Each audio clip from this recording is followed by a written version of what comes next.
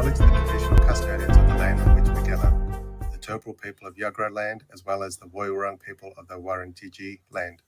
We recognise their continued connection to the land and waters of this beautiful place and acknowledge that they never ceded sovereignty.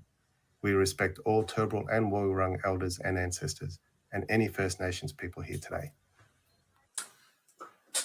Good evening. You are on the New Blurt with the Kegsta, host of the New Blurt. And if this is your first time joining us this evening, well, hello to you.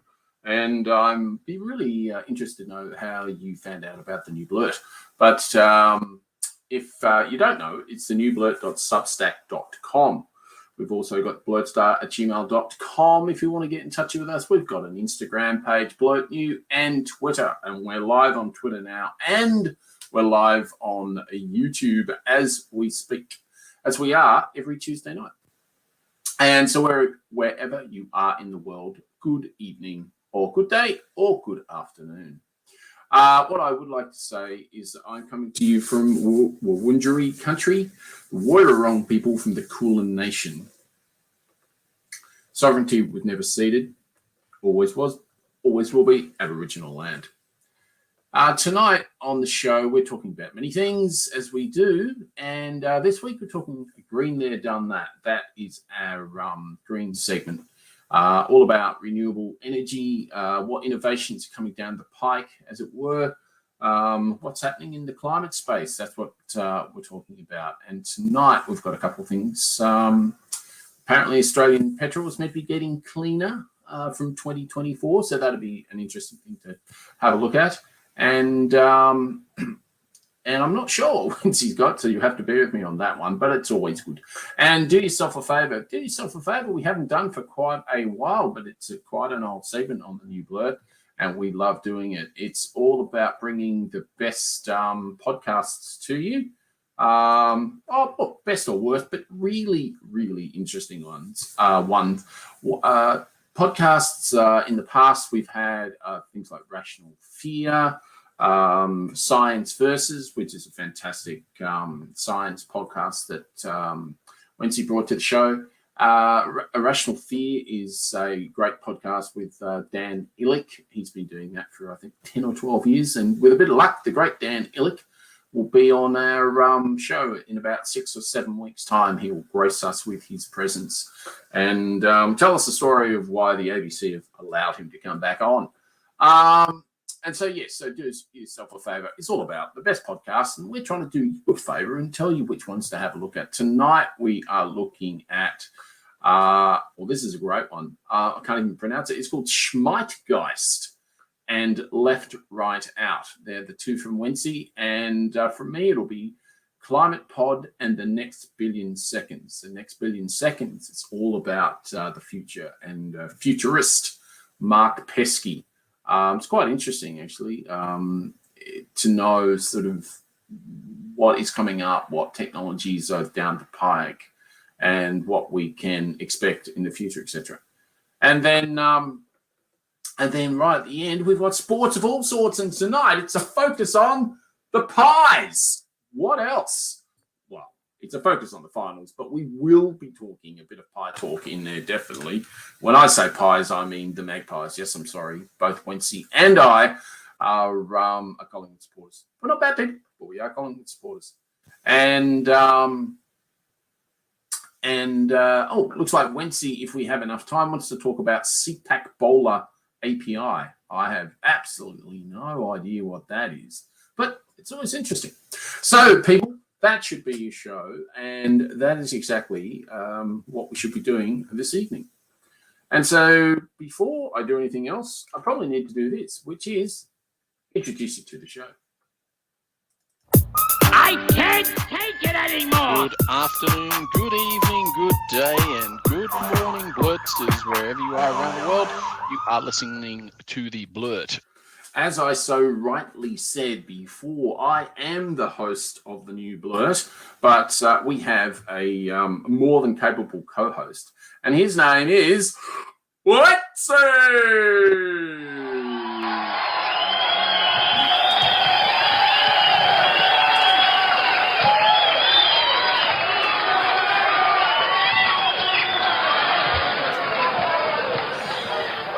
Good evening to you, my friend. The fans are still there with you. They are. All one or two of them are still there, and they just make a very, very loud crowd. Those two. Yeah, exactly.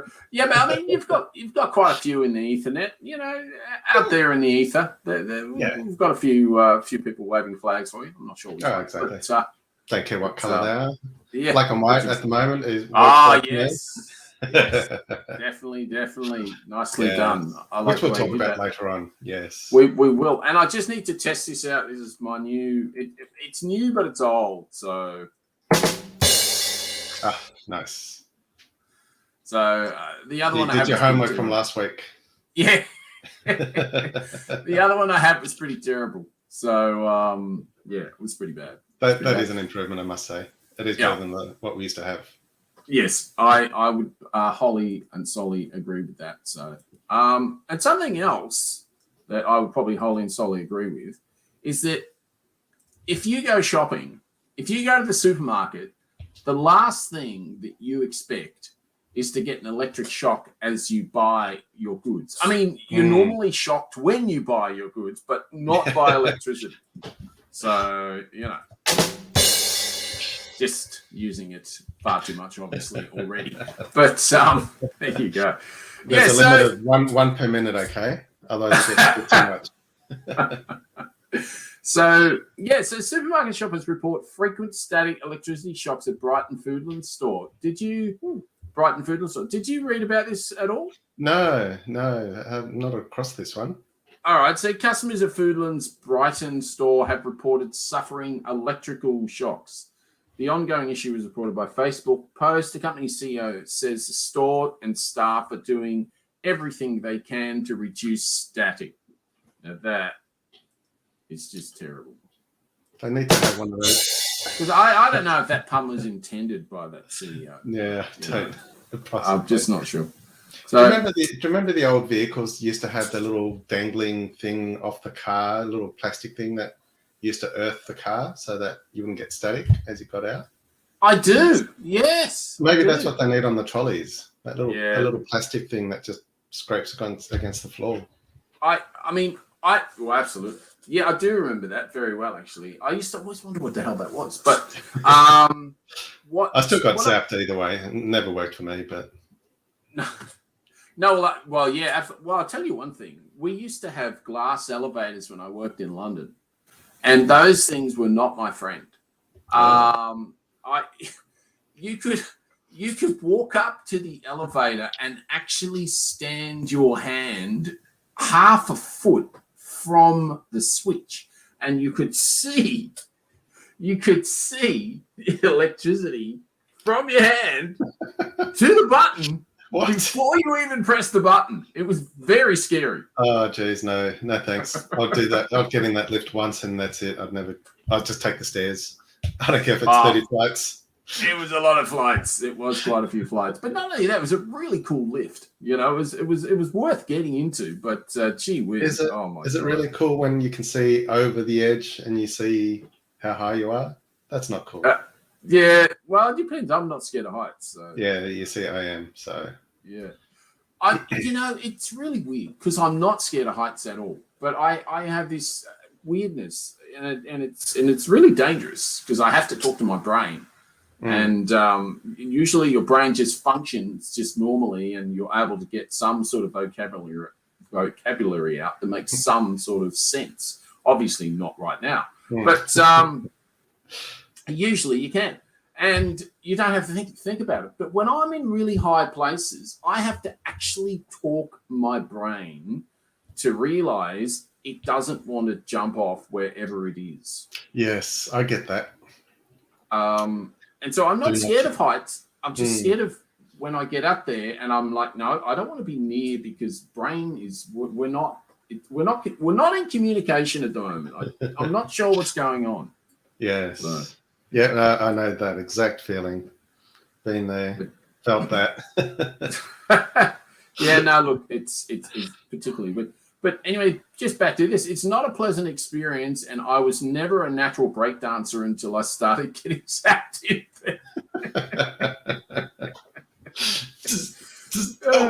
No. That's it.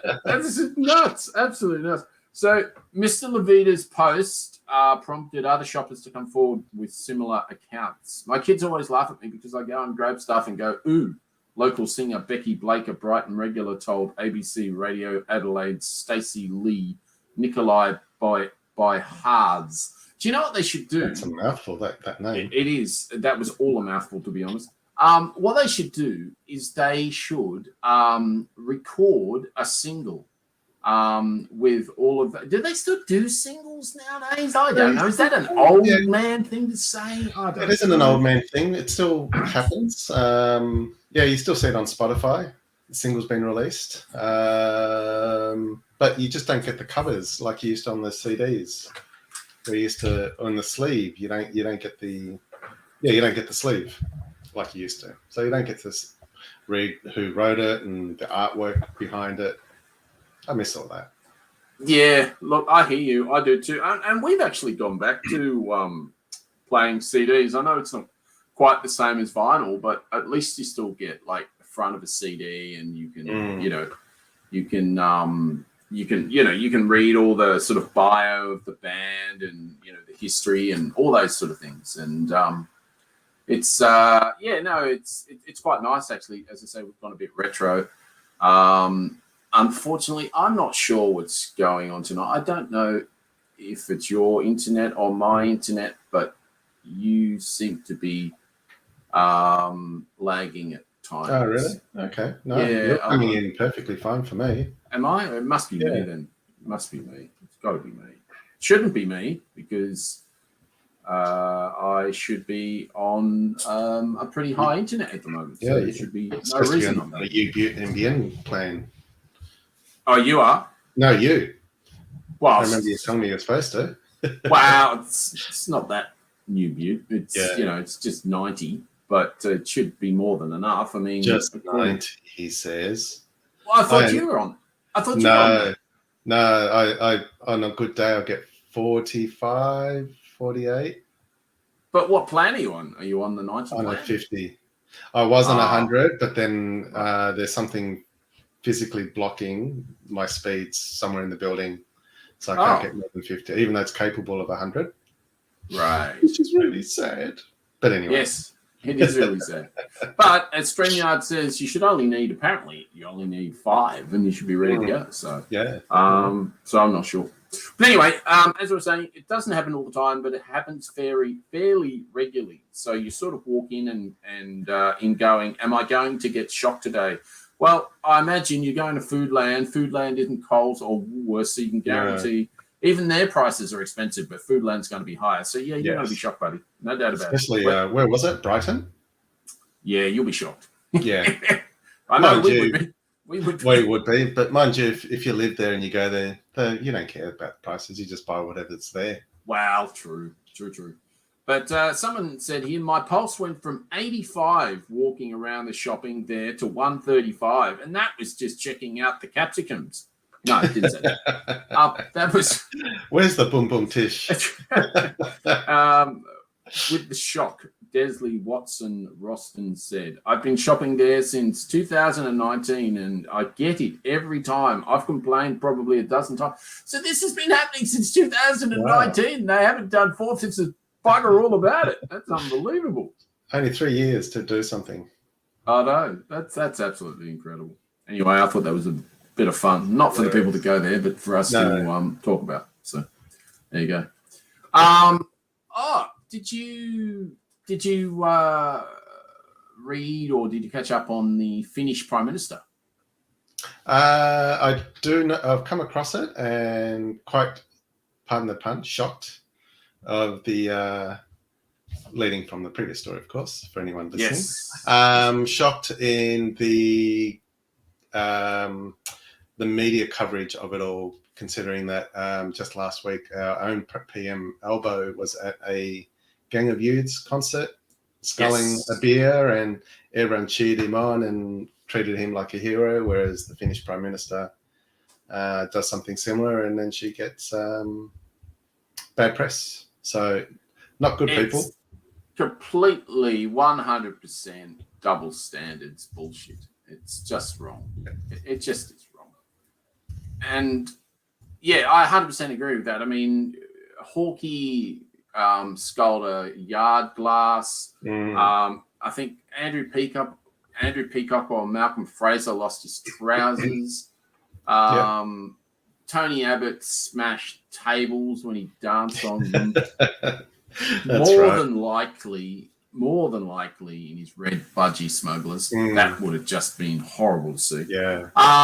You know, so the double standards are just huge in this. And I think is it Sanna Marin? Is that correct? I think that's the name. Yeah, I think so. Something like that.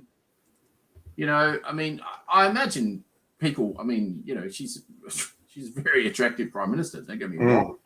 And I think that sometimes you can get a really bad rap for that, if you know what I mean. Because people like to, you know, knock you down a peg or two just because of the way you look, etc. Yeah, exactly. Just treat her like a human being. And yes, she's young, but 37, and she took office at 34. That's phenomenal. Wow, that's very young. But she's doing what she's there for. She's doing prime ministerial jobs, looking after that country. So leave her alone, people. Yes, I agree. Totally do. Yeah, no, for sure. I think it's a storm in a beer can, a beer glass. Well, yeah, storm in a beer glass or a spa. Yeah, I think she was in a spa. But you know, and getting back to Albo too. I mean, seriously, that was a sort of responsible drinking sort of situation, because I don't know if you saw how small the cup was that he sculled. Yeah, exactly. It was only a plastic cup too, so it would have been like tiny, half a drink. But just the fact that that even makes news in 2022 is just ridiculous. You know? Oh, tell me about it. Just ridiculous. Just not fun. No. But something that is on is this. Hey, this is Hannah Melville Ray from the Australia Institute. I'm listening to the New Blurt with Wencee and The Kegsta, and you should be too. It's on Tuesday nights, live around 8 p.m.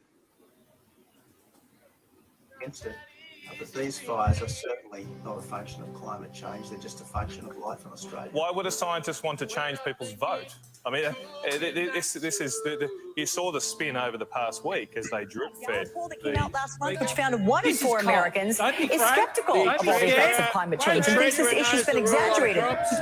It's cold. You're listening to Green There, Done That on the New Blurt with Wencee and The Kegsta. Wencee, my friend, would you like to go first?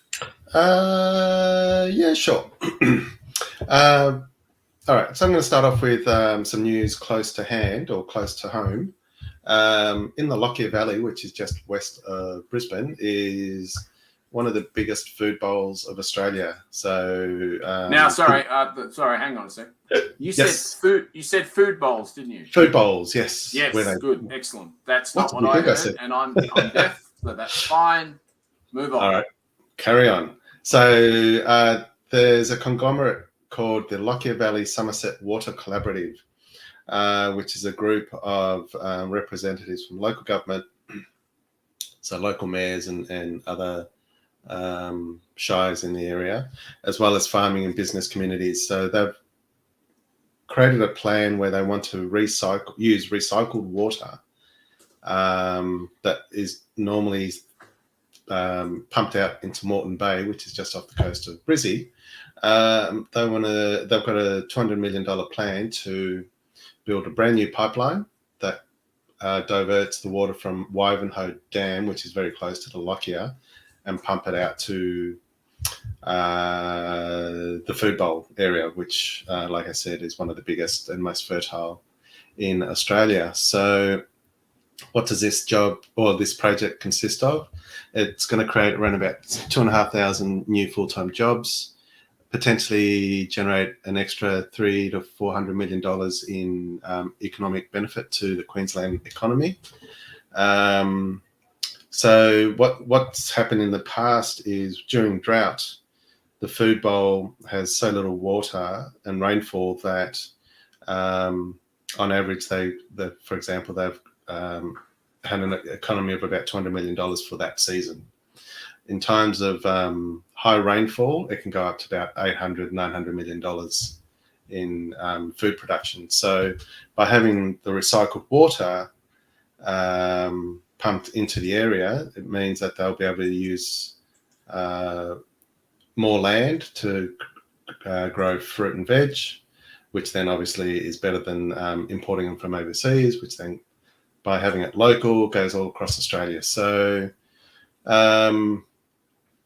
so that's some of the facts about that role or that project. So there've been a number of meetings between the Queensland Water Minister, Glenn Butcher, between that collaborative team and the state government. So now hopefully in the next few weeks or months, the state government will invest some money into this project, get it across the line so that we don't have to have all these farmers suffer when there's less rain. So I thought that was quite an interesting story I came across today. And who's behind that? So it's a bunch of people or groups of people, local government, so mayors in the Lockyer Valley region. Can't remember the names. How many people are affected in that region? There'll be tens of thousands. Will it affect a wider amount of people outside of that region as well? It'll mainly affect the project is specific to farming practices, usage for growing fruit and veg in the area and livestock to keep them all alive during hard times. But even I guess it's to try to keep that continuity of growing all those things that we need on a seasonal basis, I guess. So that way it's not going up and down because we've got a drought. Then we can't grow as much, and then we've got too much water. It's always good, I guess. So the idea is just to keep it like a nice steady income for that whole area. So I think that'll be a good thing if that comes gets across the line. That's what I'm trying to say. And when are they expecting the decisions to be finalized? They haven't said. There's still meetings between that collaboration of regional people and the groups as well as the state government. So they're heavily trying to get investment from the state government to support them because it's $200 million to get the pipes diverted.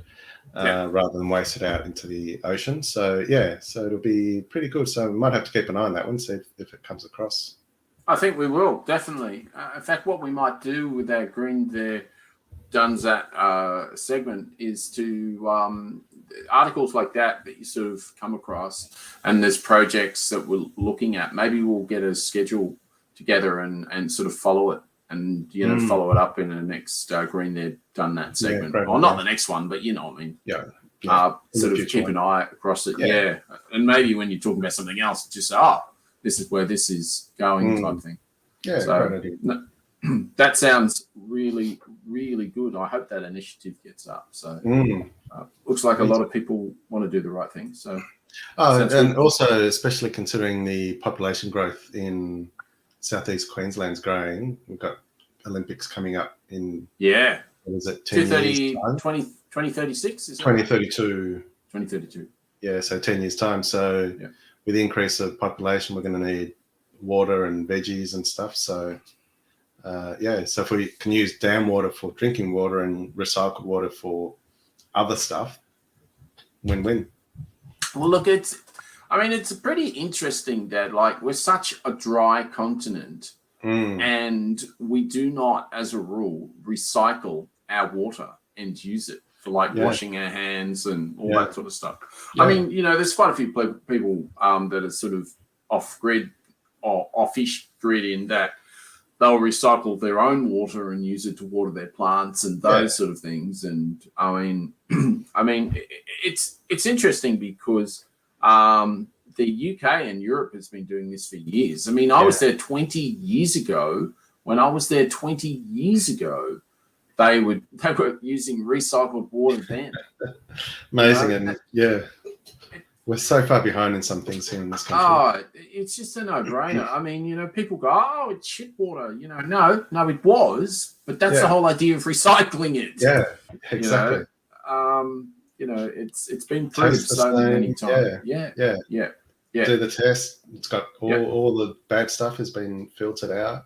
Yeah, it's just water. Where do you think water comes from? It comes from the sky, through the ground, where the shit's been anyway. So that's exactly right. Exactly right. And the other thing is, people automatically, instantaneously think of drinking it, but they don't think of washing your clothes with it, washing yourself with it, washing your hands. Everything else. Yeah, absolutely. You don't have to drink it. Yeah, but because you can use it for all these other sort of things without having to internalize something that's gone through your body once. Anyway, that's a really good article. Nice work there, Wencee. I've got a good one here too, and we just hope that this gets better and better. And with the Albanese government, I have high hopes, but it is annoying me a little bit that they're not wanting to cut out exploration of fossil fuels and gas, etc. That's pissing me off a bit. Yes. That's nothing new. Whatever we've got, keep them until they expire. But stop opening up new stuff. We don't need it. That's exactly right. We're not saying we as we've said on this show many times before, we're not saying that these sort of fossil fuel areas, gas areas, the Hunter Valley, etc., etc., etc. We're not saying that it can just be switched off overnight. We're definitely not saying that. But what we are saying is, don't open any more new ones, as Adam Bant has talked about quite a few times. But anyway, this is similar but not quite the same, on the same wavelength, in that you'll be maybe surprised to know that Australia's got one of the dirtiest fuels in the world. Not surprised.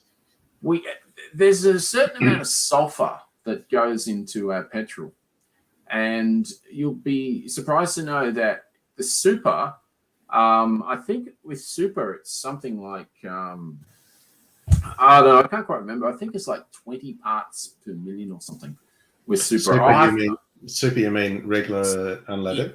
Yeah, no, not unleaded. Not unleaded. I mean super standard. Ah, right. Okay. Yeah. So there's more sulfur actually in unleaded than leaded petrol. Really? Wow. Yeah. And what they want to do, I think it's like 50 parts per million or something. Yeah. Which is not good. And I think it's a little bit less than that in super, but I'm more than happy to do a little bit of homework, get those facts and put them in the show notes for next week, because it is a little bit interesting in that I know the Albanese government wants to bring that down to 5 by 2025, I think, or maybe even 2023. I'm not sure. Oh, that's soon.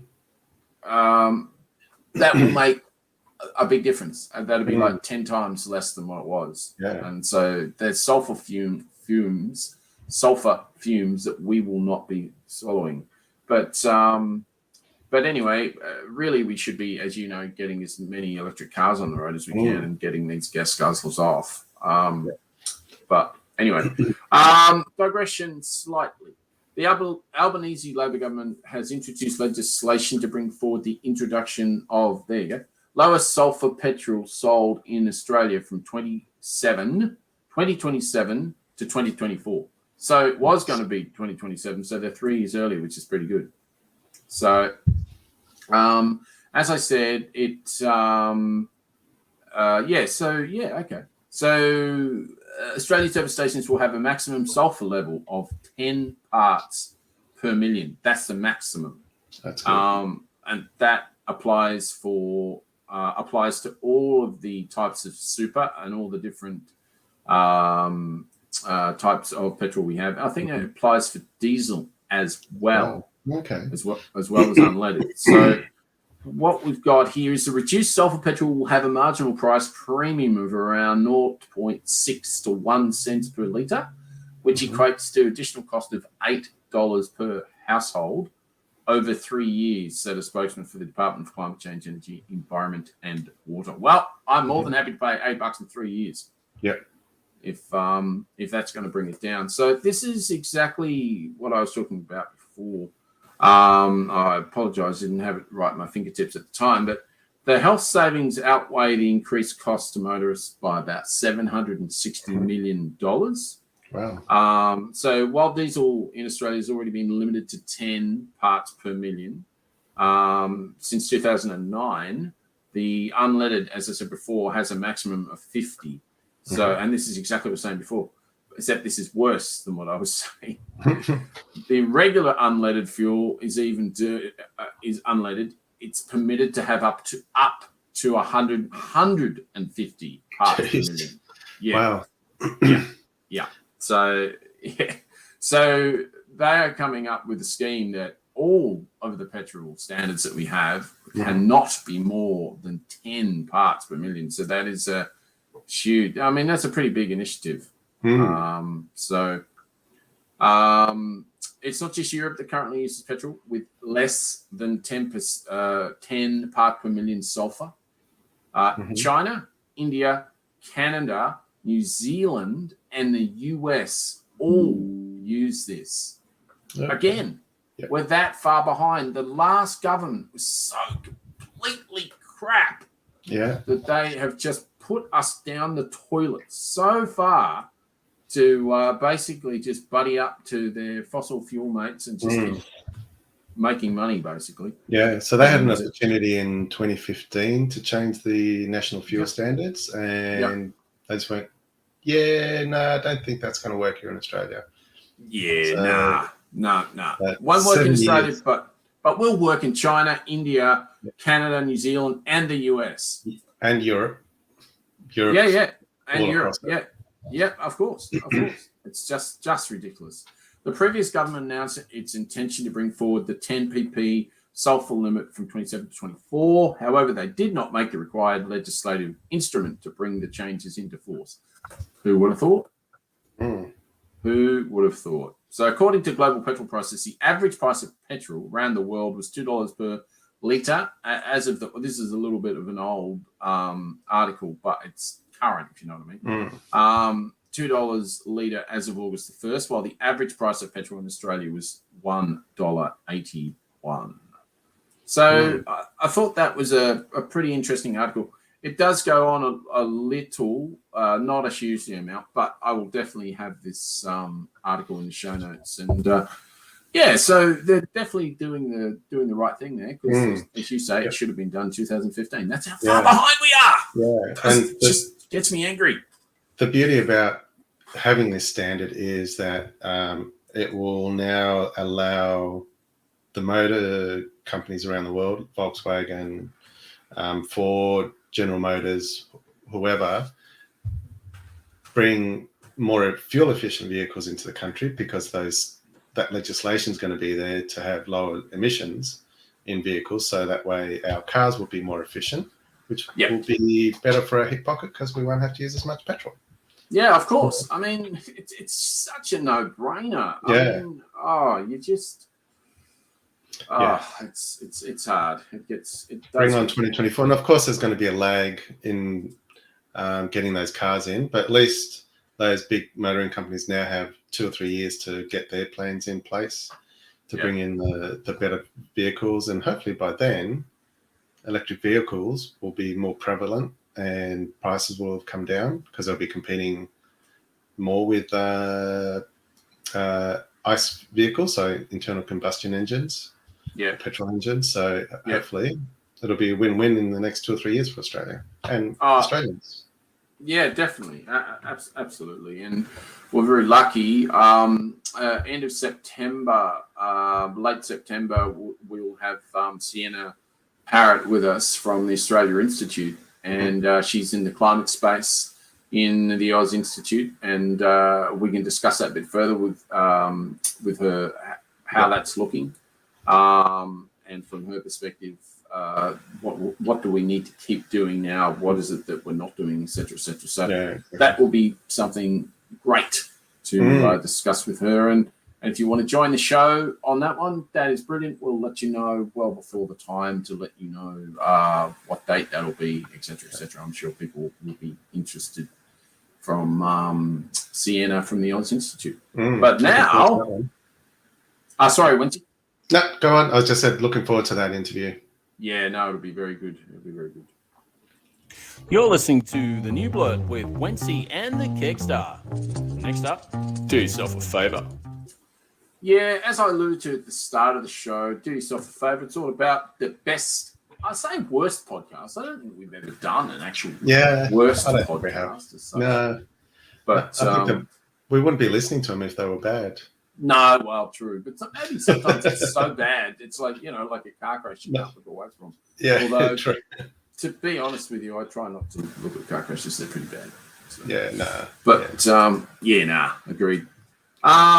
Now, I've got one here called The Next Billion Seconds, and it's about the choices we make today shape our world tomorrow by Mark Pesky. He's a futurist. And to make the best choices, we need to know what's coming next.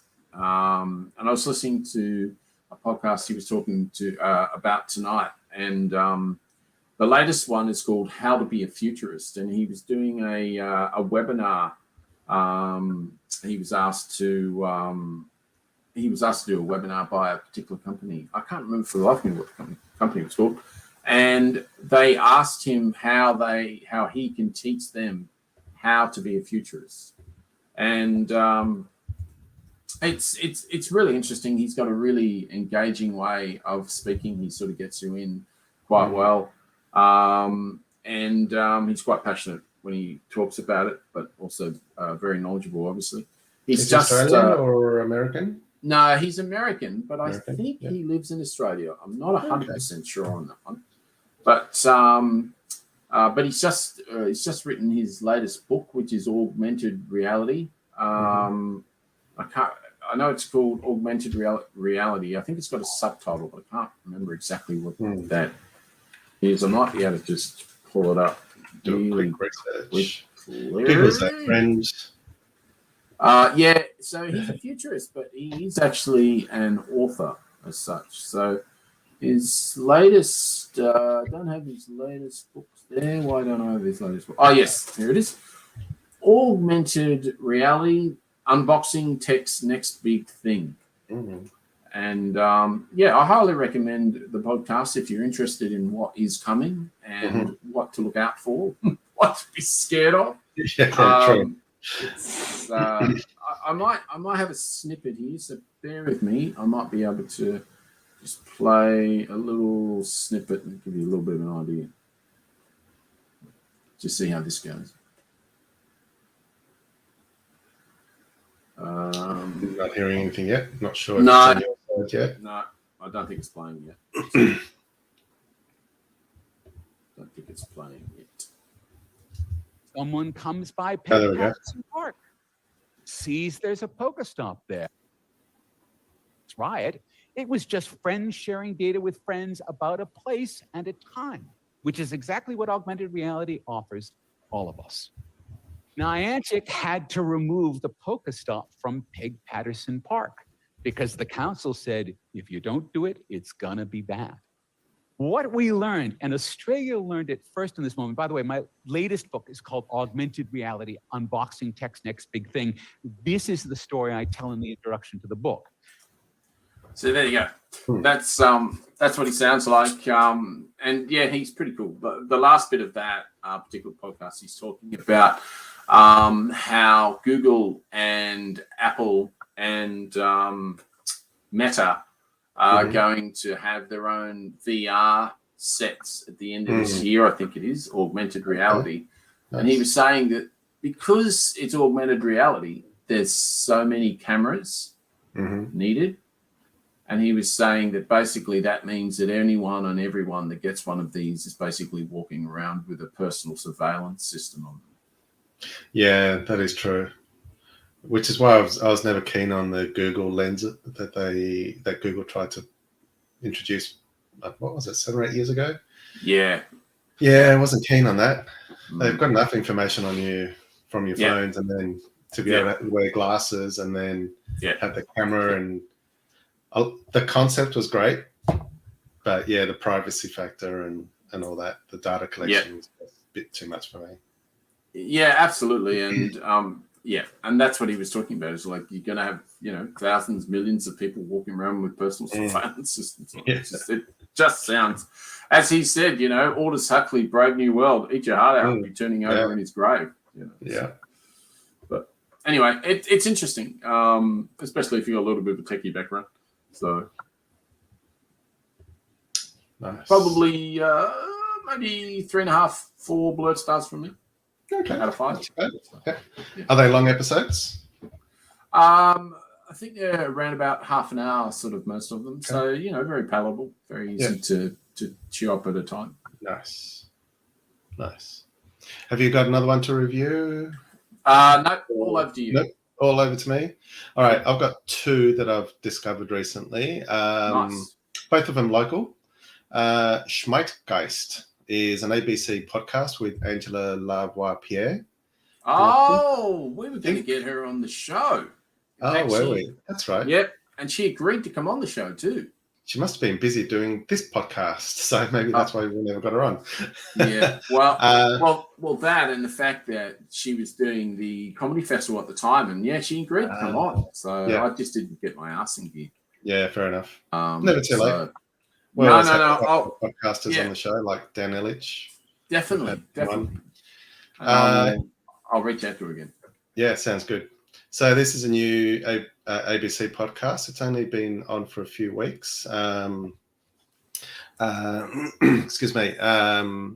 You can find it on the ABC Listen app and most other podcast players. So it's also on Spotify. They usually last between 22 and 25 minutes, so very short. So if you're short on time, these are perfect. It's basically a show where they talk about things. They talk about why things are popular. So the latest episode's about Crocs, the footwear Crocs, as why and how did it become popular? Were they popular? They still are. They're so popular, in fact, that you can get a pair for $1,350. What? Yeah, so that basic little foamy light footwear, $1,300 each. You can zhuzh them up a bit with some croc charms, or they call them gibbets. Gibbets, I think is how you pronounce it. So they go into the detail of how it went from boring footwear to being used in big restaurants and then becoming a fashion statement. Other topics they've covered are why we can't stop using the word vibe the last few months. Other topics include why we've been so nostalgic with things like movies, fashion reboots. Why do we keep going back to everything in the past? Are we out of ideas and things like that?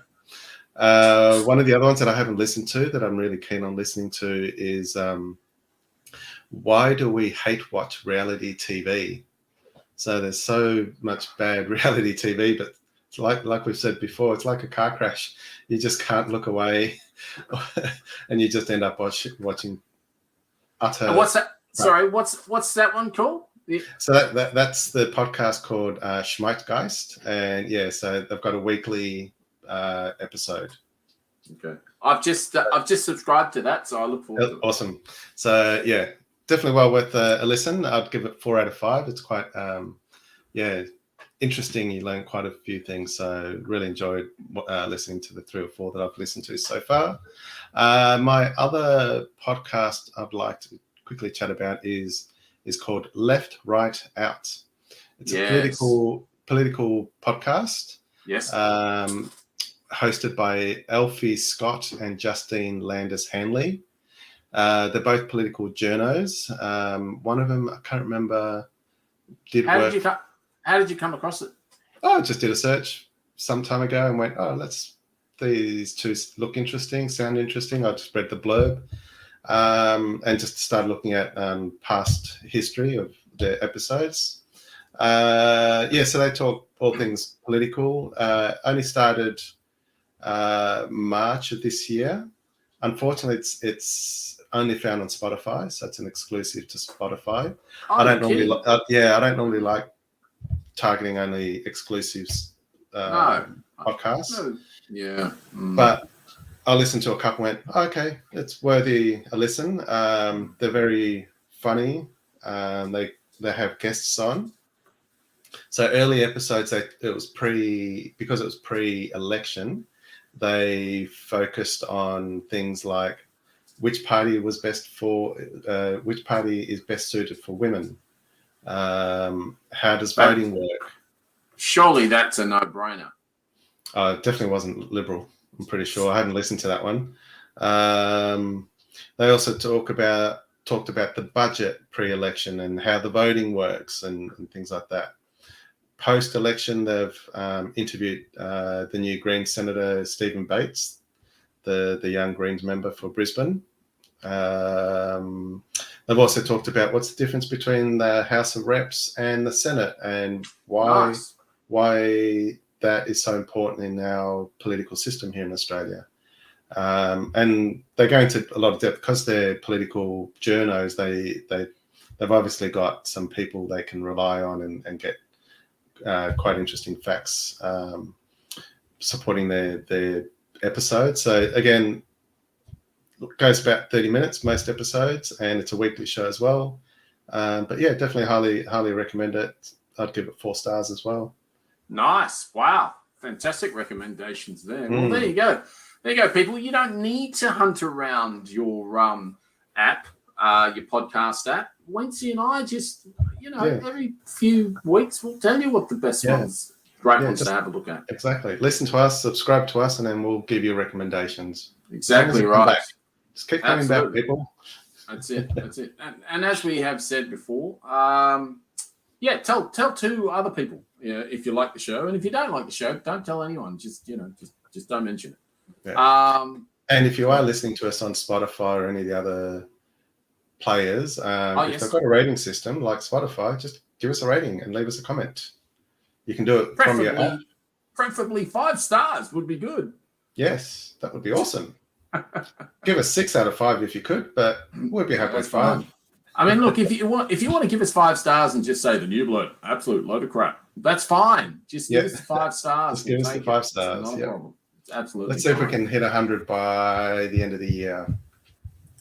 100 what? 5 stars. Oh, okay. I'm not.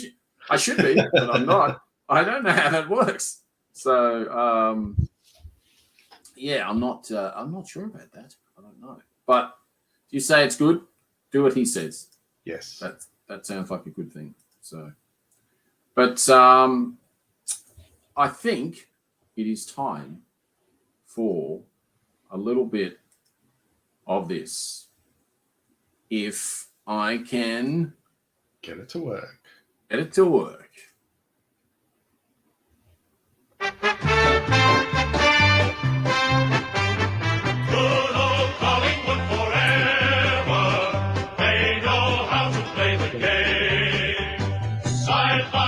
They stick together to uphold the Magpies' name. Beautiful. Finals, footy fever. As all America should. Oh, the premiership's a cakewalk for the good old Collingwood. Well, have you got that on loop? Yeah, I probably should. Actually, I will. I'll do that. I will do that. I will just do annoy anyone out there, except for. That's right. No, I will do that. I will do that. I will absolutely do that. I'll try to do that. I'll turn it down.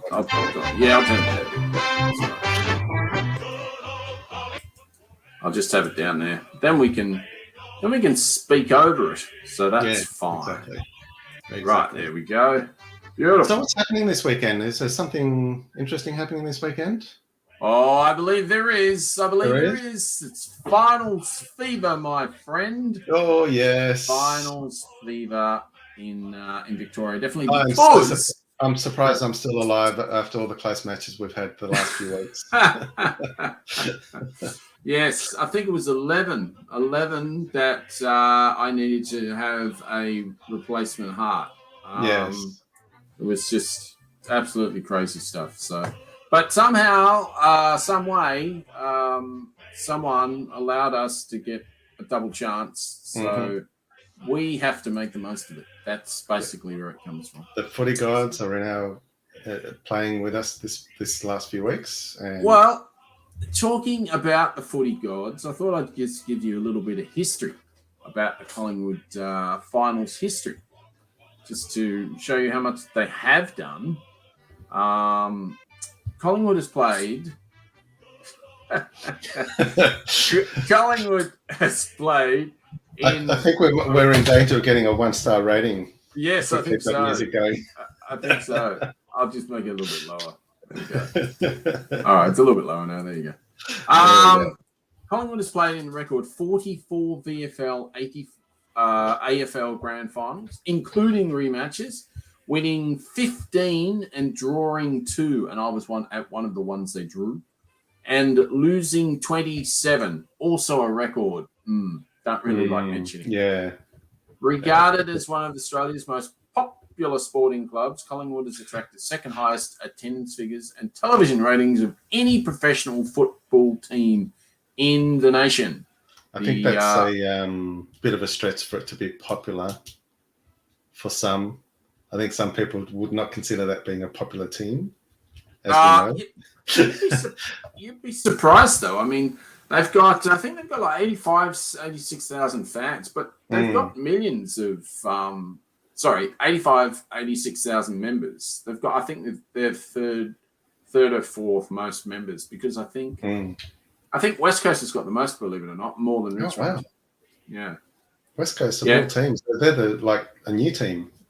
Yeah, well, they are, but I think they've been there since 1986 or something, 1983 or 4 or something. So they've been there for a while now. And I think since they've been there, I think they've won more grand finals than we have. but I'm not sure. Maybe they've won the same amount. I can't remember. But anyway, our good old Collingwood Forever song dates back to 1906, making it the oldest song currently used in the AFL. And its home Guernsey consists of black and white stripes, matching the colours of the Australian magpie. Historically, the club's biggest rivals has been crosstown clubs Carlton, Melbourne, and Richmond. But as we know, Essendon is in that mix as well. Yes. So, yeah, just a bit of history there. So, anything you want to say about the final chances of the Pies? What are you thinking, or anything actually you want to discuss about the footy finals at all? Like how it is up there, how you're going to are you going to watch the game? What's going on? How are you going to celebrate? Definitely watching the game. I do have some work to do on the Saturday, unfortunately, and I think it starts at 1. You're kidding. Yeah, I know. It was supposed to start at 7 a.m. and I noticed today it got changed to a later time, so a little bit miffed by that. Did you tell them who you barracked for? Maybe I should. I should just protest and say, you know what? You bloody well I can't should. do this.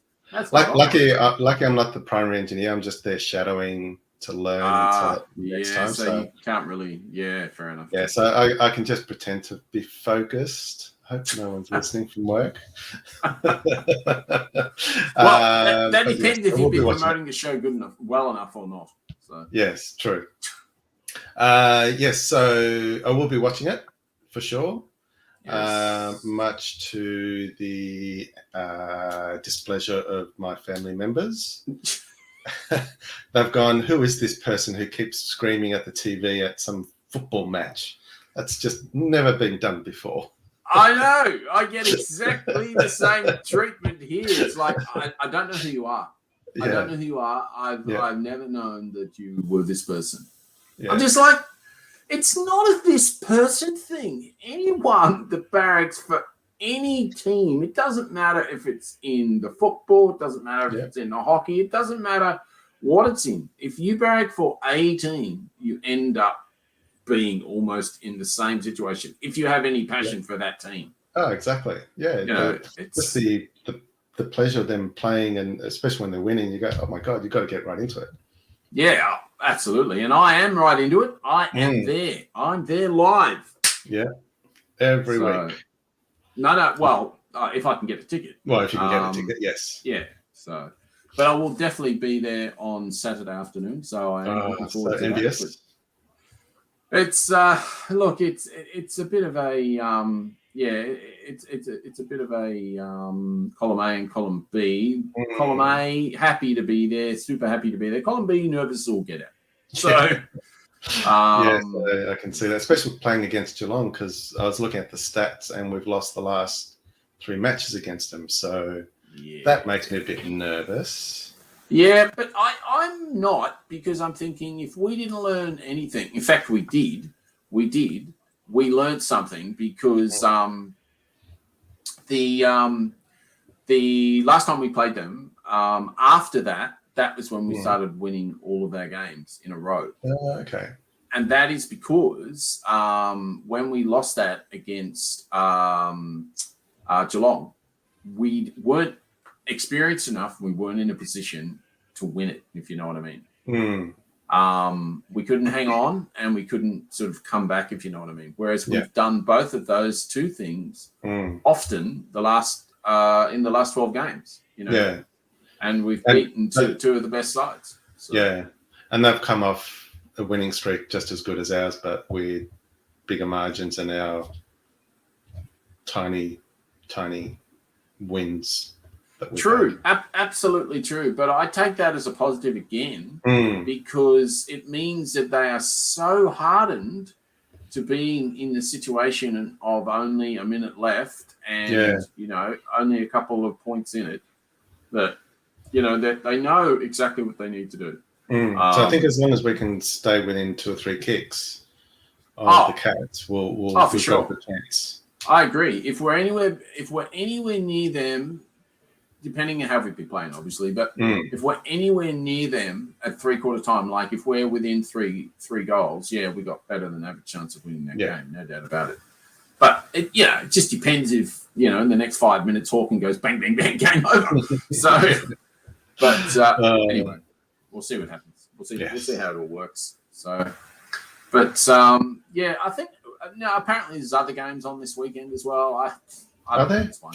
Apparently so. Who cares? The one that's, I guess, important for me is the Lions, because obviously they're Brisbane. Oh, okay. They're playing Richmond. They're playing Richmond. And that's Richmond this Thursday. coming to Brisbane?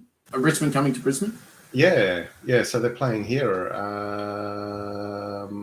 Thursday night at 7:20. Oh, that'd be good, actually. So Thursday night. Wow. Okay. So winner stays, loser leaves, correct? I think for that one. Yeah, with Richmond and Lions. But in that particular game, even if the winner was Richmond, they'd still be the loser, so they still stay. Right, okay. So, no, I mean just in the fact that they are a loser. Oh, right. They stay a loser, right. Okay, yes, correct.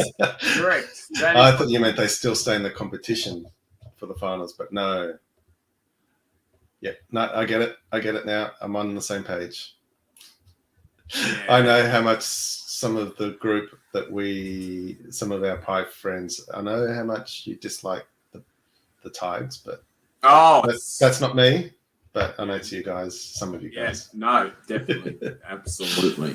Yeah, no. That's so funny. Yeah, nah. There's a big rivalry there. But look, good on the Tigers. Somehow, some way they got there. So hopefully the Lions finish them off. That's all I hope.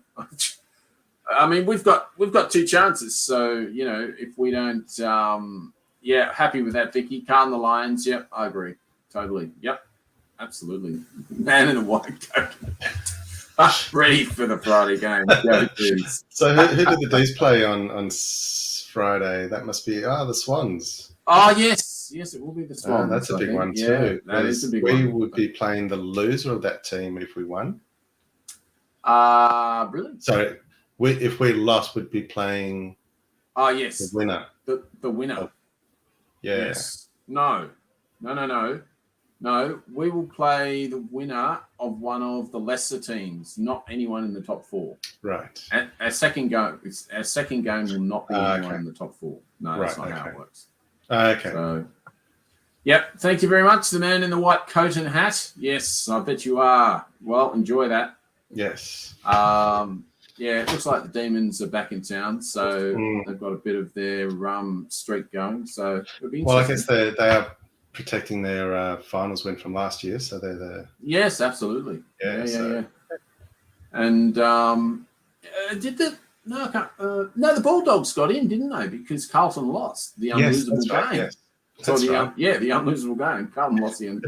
they somehow they snatched defeat from the jaws of victory.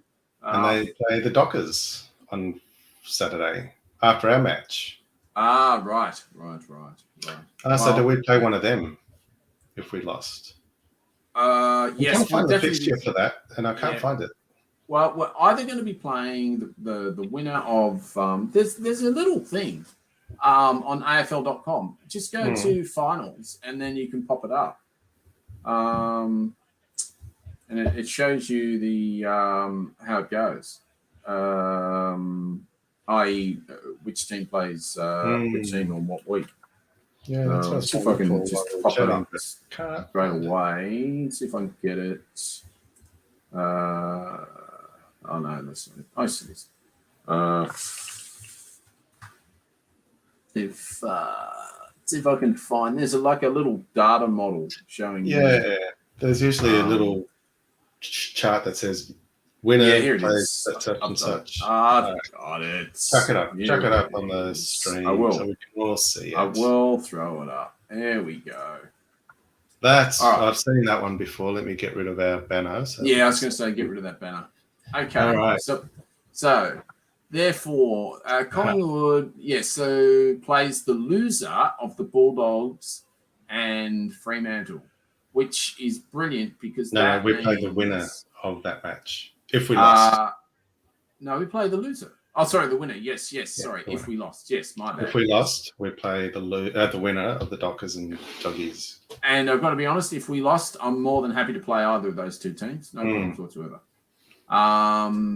However, we then would have to be playing the D's or Swans in the following week, assuming that they win. Well, yeah. So whoever loses from Melbourne Swans plays the winner out of Lions and Richmond, which basically means the only way we can play Richmond is in the grand final. Yes. So that suits me. Actually, you know what would suit me even better would be the Pies versus the Lions. That way, I win either way. Oh, wow. There you go. It's all about you, isn't it, Wencee? Oh, it sure is. It's all about you. It's all about me in my own little world, my little bubble. It is. Actually, talking all about you, did you want to talk about, what was it? CPAC Bowler API or something? Yeah. So CPAC Bowler API. Oh, right. Okay. Sorry, I've been in IT for far too long. All right. It's footy related. But of the round variety. So it's an Indonesian take of soccer. Let me play a video while I describe what it's about. Do that. Here we go. So basically, it's a tradition to mark the start of Ramadan in East Java, Indonesia. They soak a coconut in kerosene, usually up to about a week, and then they start playing soccer. They cover themselves in salt to protect and burns. Fire. Apparently, they don't get as burnt as you'd expect.